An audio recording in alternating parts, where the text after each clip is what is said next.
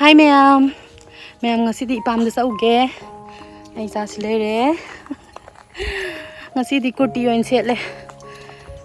Phanek setlaga angang pam adu gari macha ni ne yam nungai te bako. Na kurti oin setlaga nupa khutong tongani. Ata. Gari asa ubam tang di lai ge na asa tham sabani ngamgadra ngamoidra di khangge. Do ngamna badi am kan hotnari. Tong itu. Papa da kan yan si ko sana. Ish.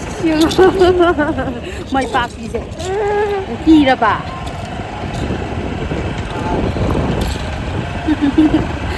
Handak se ma gari tong tong dre ba. Ui, phanam ui de gari tong da. Ata na ma si tong. Ai gino na ngai đâu nó sen cha sai je ti de mama. Ma pi pi. Cái này nó cũng thải ai. Thế hà này hàm mu ni cái. Có cái là. Ai si hoa bạn lên làm đi xem mẹ gì.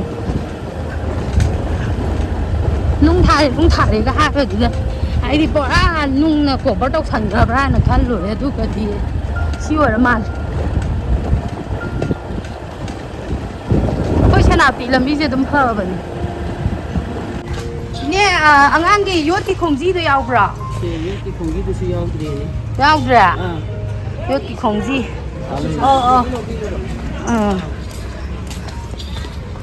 Aku cái purnaga cái nó cái yết cái không gì lấy đi về lại nên là ham sao ông bữa tôi sẽ cào đó na. Lấy bị hậu ra bako. Ate, atau pasti kita cakap budi mana lah, macam mana ini, macam ini. Asal kau siapa bra? Dada purnaga ente kalau gigi sih. Dada purnaga ya tuh bagi ga. Purnaga kita sih jaga terang. Tani masa orang bani na. Ini selalu lagi. Ini bawa ini jangan, kayak. Kau masa tu jaga terang ang tu kena dah. Jika mana beliau ni sah, apa mana mesti tu sah beliau. Sani, mana ini? Ya.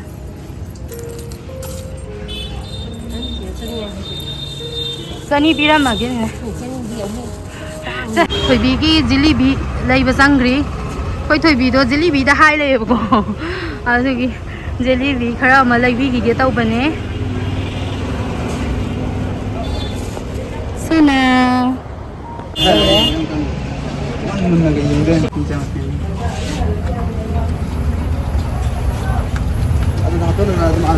Hôm nay nó lục bé đào ngô khơi ra nó bớt samosa cái thằng cái lâu bị cái tàu bánh này. Samosa gì băng băng cái xà cái yam hậu đông mà lấy bको.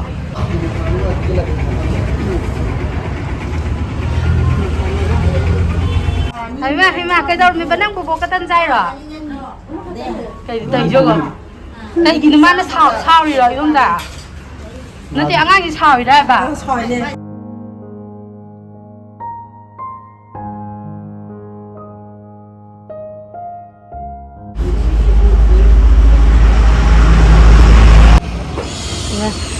Đó mẹ mà khơi tao một đó mà cái gari cái nón ta hăng kia nó sang gri mà mẹ ăn cái khác sao vô saya ya tuh bagi yang tersibiu kan oke saya apa nih kan kau tidak poro apa lalu saya harus poro masih mau kan mau kan bunda lagi deh apa aku taruh haji ni nak ikut minus satu hai ba haji aku nak dia dari pun hai pan memuai makut ketia yang buka nơi này bay này các anh thành ra học cái đồ ngoại này bay áo nè mua em tụi đấy áo nè cái này mà mua này không cái amin đấy salam tuổi này ôi thằng khám mà muốn đi đây thằng khám mua nhịn gì đấy Dài chưa? nói trời cái không nhiều quá anh già chưa cơ tầm nó xin nó đang đi là khoidw ở đi ra thì đi ra hay Dah haji dia kan yang pam ni. Udah zuat malah pun sawah dia. sana saya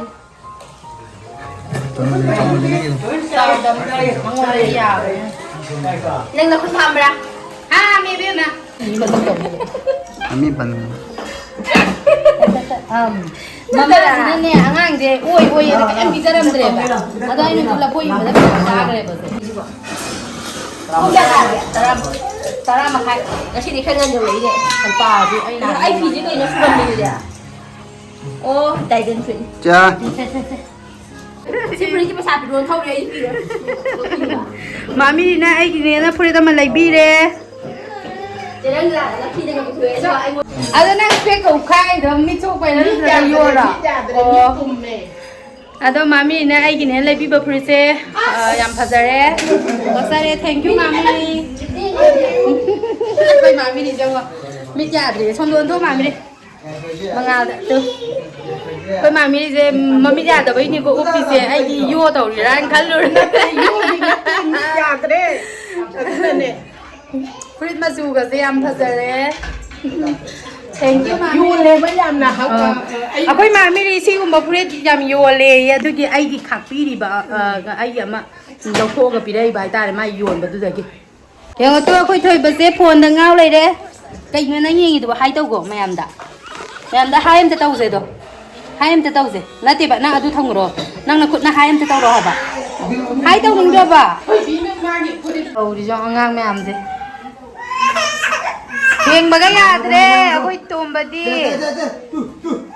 Akhoi ya chi na ma ro ma. Akhoi ya chi je phao ba da loi ra ba ne ha ba ma mi ni. Phao vi ni ma sa. Là sao nó đi mà sao nó đi làm cái hay thật bậc tậpคนที่งิดโอ้ยhayเลยbạn Na ta ni pi gi ma ta da mi chi ha le ra. sao sẽ không sai Chi ba ni ai ta. sao sẽ không sai Da ba ni. phi cái bố phi cái à phi cái Se mabok na ne in ba si da kut kut yo le na mabok sang nga isa de ma di kut kut adum yo la ba ni. Aku ya sih ini mau kita tuh ani kan udah mana itu na, madi ngau ya tuh, madi gomor tuh suka ya. Ma di kanung nga ko yam hay ba ni. Kena tuh sih ya, ada madi pakai ya. Mana hay bini Epam ba? Ada cuba madi ngau ya tuh. Tới rồi. Em hong là ra đi cây nga nuôi nước trà đang thôi đi đó. Ra bên này mà. Xe lét thì có đâm cho ra là bên này gì. Mẹ em hiện đang không bao đấy. Này cứ thảo hôm nay ao cái ra. Em chỉ biết xa này đấy. Để ta cái thùng ní. Ipa na. Ipa đi. Khá hong là thùng moro cả đó cái tăng xa luôn. Nang jilibi do lo sa ba do moi myam jeni yeng sal la ba. Nang ore na buk thin jani ki tang pizza ko kai dor. Thế moi đi xong xả ra rồi này bà. Akoi nam bol gi jilibi sam hao ba ne ba khama ba. Tha tha la ga. Hao ta ne akoi nam bol gi jilibi atai ka mana dam ni.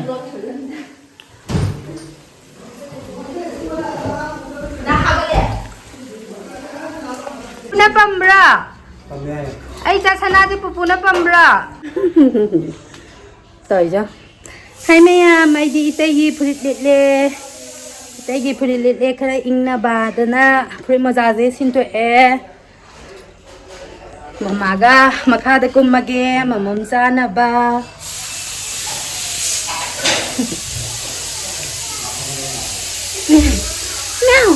Meow. Papa tu sudah tum malai re. Kau papa tum malai re sudah. Mamu, hendang ngồi di bro. Mamu hendang ngồi bro. Kau yang saya itu mana? Kau itu mana? Kutu itu mana? Sudah na. Iwo li jeng ote. Ye kanona. Aku ji kaya ni. Kok mata angau boleh dana ko. Kok mata angau bedo. Aduh man bro. Mana iwo ni ni. Nang ni kuka do na kaman na ne nga thigi. Khum ba. Yam hay ye, gari tong ma gam hay re. Ya tong ba yam hay re. Ko yi ya thoi bi ka lai ga hang di da bor na do. Ini mau pasang ni. Ya apa ni? Mana pun ni jangan. Da bor na. Ni nge jang. Wow, masih sedih wonderful dah. Apa ini? Nhưng mà bà sĩ em đang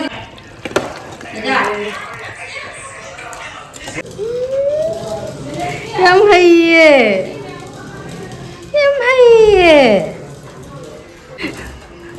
Hay. Hay.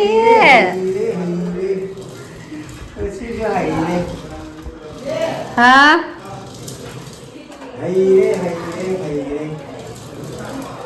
Làm hourani. Giang không có lùi rồi đấy. Lùi là bỏ. Hai. Ya tumba. Yang ngos da. Thôi đi. Ya chị đi puri chị đi pura sexy ta đấy nè. Chị pha được đấy sao? À, chưa. Tao chơi xong nhiều. Ya tumba. Yes. Puri chicken. Myam bà sau khi hiện giang thì lục ghé nó thâu lại nè. Lao thuốc em thang là. Illo. Bà sao? Khôi bà sau cái lấy cái. Sau đó lấy làm đẻ đó nó hiện giang thì thầm bị đâm mẹ. Nhưng mà khôi mình thâu lại asmai cái gì bị lăng khát đấy. Khôi kia đi sao? Nang cái nó pro. So hiện giang nó pro, tôi có lao so. Sao ra xí so?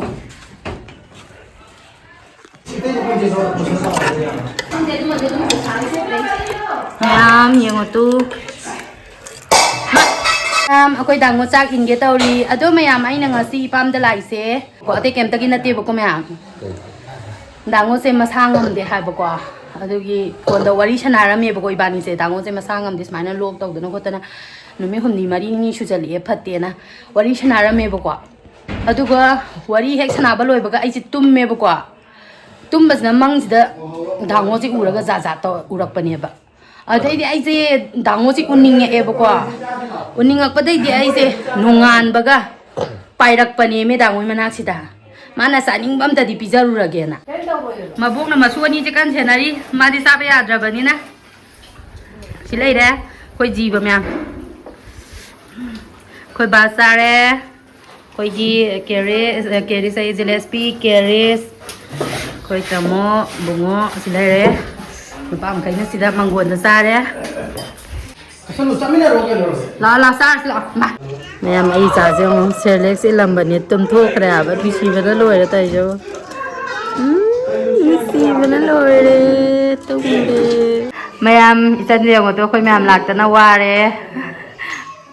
Akoi na kem ta yaw bi ba su ngam dre taw ri je mathan da hona zari. Ibok se nungsi da na hai na hin tak bi thak ke na porai. Ibok se hai ma hi tho sa ga sa ba ji da. Hai ma hi tho. Hay mình thâu rồi bông ta À thằng bé gì ba ta tôi qua ta kìa nó cho sang để đang thầy nhưng ai chơi bông ta Ồ hay mà hi thắc bây giờ thì hay đó qua xa cái hay đó qua ta kìa Ồ lão qua bên lấy ra cái lão thì cắm thầy ba lão qua bên lấy ra cái ồ mày anh với đâu à với đâu làm luôn hay cấp đi đấy nè mà mua dukan thong hàng tiền à dukan thong hàng thì xí ra là cái nó ra cái nó ra đi ra khi ồ mà nung hàng ra hay mà thông hay gì ha ở đâu thông bằng là để thế làm hay vậy gì tin thảo mạo gì ồ aduti ne abok paisa oina pirage ko nang chaning mama charo ba dukan thong hangam dre ba angang oi da khoi da mami lại cà phê đây mong buông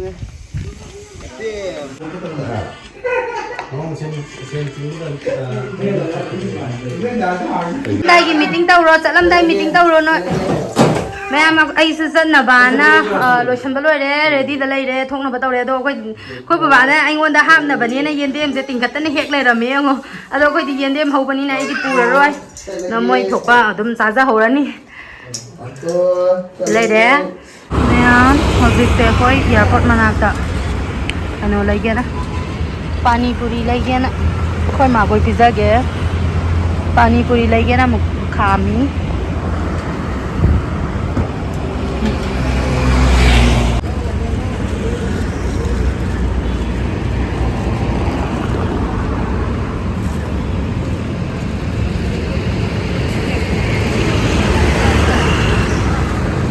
Jing nambol de yau zare do isagi hidaka serleka lai basangam bane.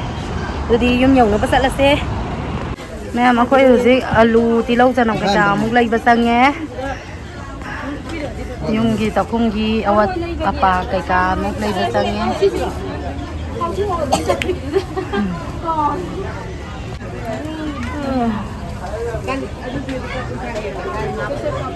Sarap ka. Sarap. Sarap lang. Hindi kaya taging. Ha? Oh, raw doon lang raw.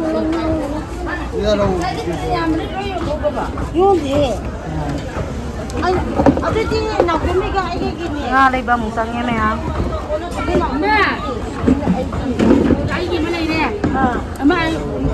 Ay, cái đốm tan đâu rồi, đốm dài xóa phân nó cái đốm đâu đấy.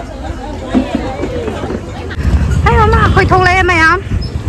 Đi, mà mong tôi bà, buat lấy beti lôi đấy. Aduh, sana con dong dong dong mungkin ke? Lau.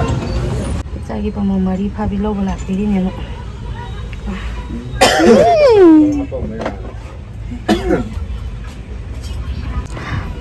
Myam yang tu ijagi pemomari pabi siam pazare ijada. Nang lai tu beda. Nabu ka sengau re hai je.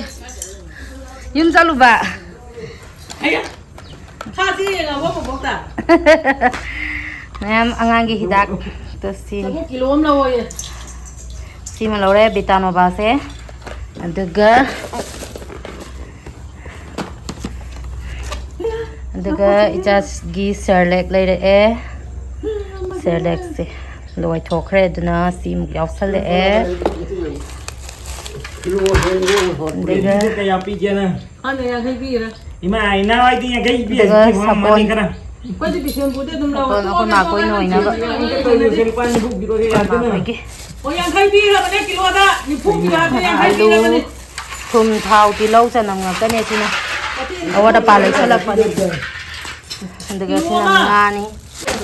Na ibu mo na hapak pa ni. Aduga sina kay. Oh si pani puri. 이거 보는 거 원래 이러시디야. Aduga mai ho na ba. Jesu. 이거 오늘 내리라. Aidi si na kerosene ko. Lain đâu da mai tha la ga tham ba khot do. La tien da so tha la tham ba. Tàu nó bạn. Chị gầy xin đấy. Sa buồn lâu với lại ra. Pupu tapi na bra. Sa buồn sa cái hai rồi nè. Sa buồn có lỗi lâu thuốc rồi không? Sa buồn lâu thuốc rồi. Lâu thuốc. Là silang. Đây. Sa tôi rồi bà. Anh mày đây ly chứ không nè. Sa ninh mà nè. Kirosin naman nam ni.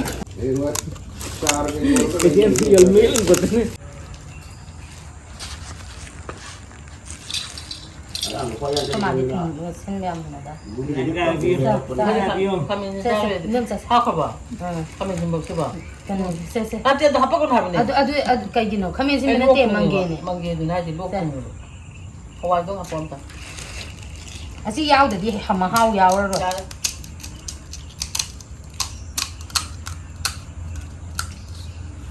가서 왜 이렇게 저거? Ah, kasi kita pumunitan. Manang giya ra ba? Dai ma hidak sang na ba na. Tôi khơi bạc em mà xem đi mà hao. Cái thứ là mà như mà. Mẹ ăn khơi màu rồi đi pani puri sai xem han bố làm nên quả. Nên mà hao thế. Ano ma mình ngam sa di dum. Ala may gap ang tagay dun taga pero tuwa ge. We. Thầy. May do se. Mấy ở khơi mà đi xin ba pam da bane quả.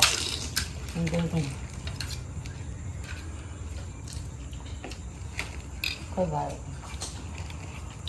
Thế bà. Adu đang han là sao ô? Rồi cái đồ phụ lộc. Mo ma sa din to nga na mahong lang ko pon.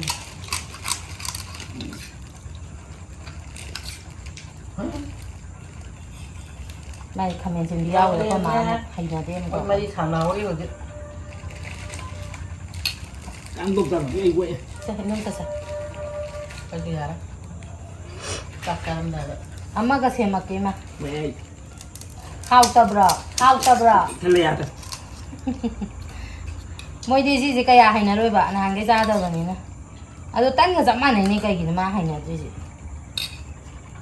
Xem tầng được sao? Mà tầng Saya sao? ni pelpa pun tadi min dia tu sing kuat pelpa ni. Rồi cái gì giờ coi cha gì bỏ. โอ้ยสิเอา Ke iskere ke pada mangak tek tau le. No no. Ash ke. Ke tau ro. Ke. Ke pada mangak tek ke tau le ta se. Sana. Se. Ke. Kamu yang wari ko. Ke. Kia. Sana. Ke. Kere. Myam, adudi video se side loi sanaba tawage video si to nungai biragadi like, share, subscribe amadi comment tawbiramu myam. Myam bye bye. Sana bye bye tawra. Bye.